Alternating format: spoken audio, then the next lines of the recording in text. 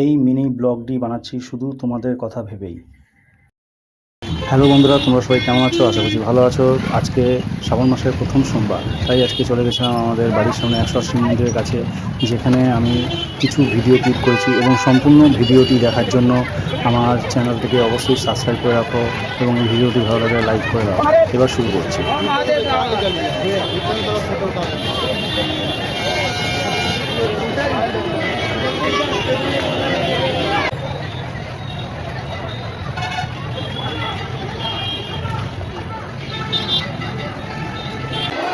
তো এখন আমি চলে এসেছি আমাদের বর্ধমানে 108 শিব মন্দিরে। 108 শিব মন্দির দেখা যাচ্ছে এখানে শ্রাবণের প্রথম সোমবার। তো দেখুন ভিড় কত জমেছে, প্রচুর ভিড় জমেছে এখানে।